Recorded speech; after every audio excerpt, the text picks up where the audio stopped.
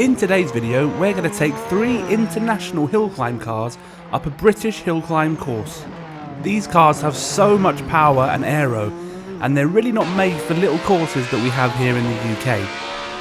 So this is the first car we're going to be using.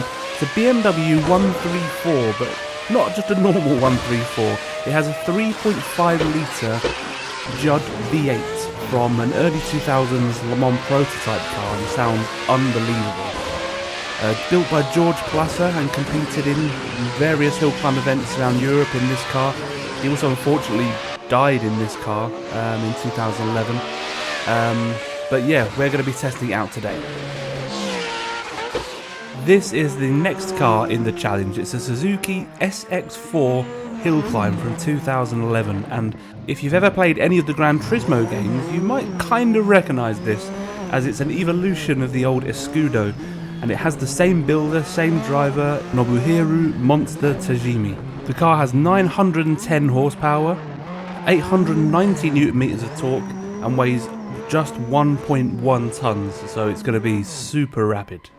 The final car we're going to be using is this. It's the Norma MXX, and this is the Romain Dumas version that won Pikes Peak in 2014, so it's another Pikes Peak car, like the Suzuki.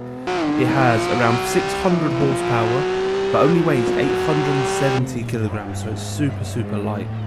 So it's going to be a very close battle between these cars, I think. We also should note that BMW is the only rear-wheel drive car in this event. The other two are four-wheel drive, so I'm expecting the four-wheel drive to be quite a big advantage.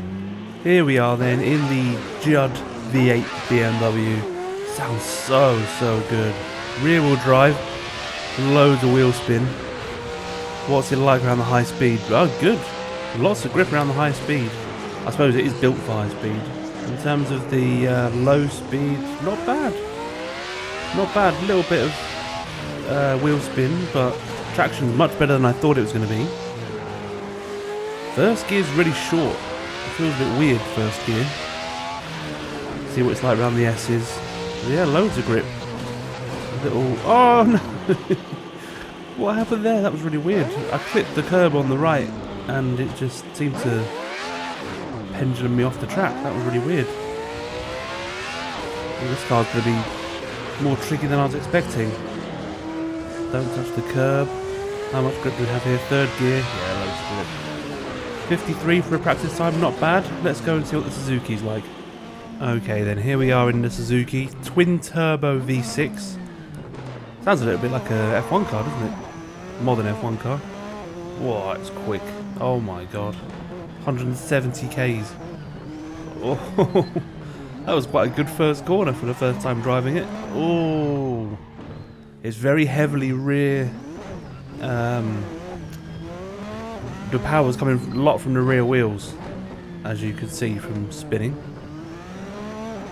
But there's a lot of traction, an awful lot of grip, so much power.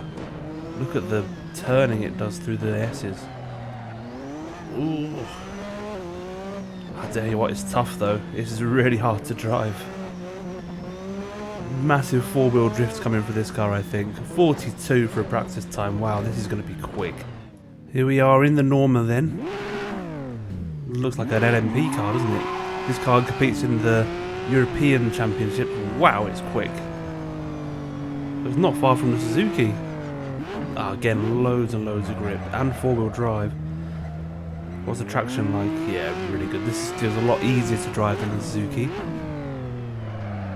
I don't know if that means it'll be easier to get a fast time from it, but there's so much more stability in this. Oh, just as I say that, I spin.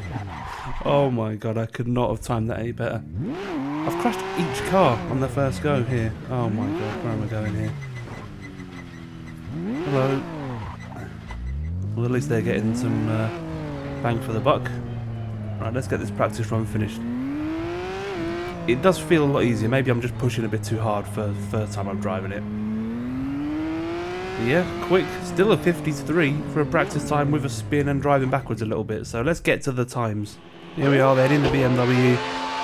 Great start off the line, in with the rear wheel drive. I changed the view because I couldn't see the hairpin with the cockpit view. Listen to that car, it sounds so good. A little wiggle under braking. Try and hug it close and get a good exit out of here. It's really important to get a good exit down this hill.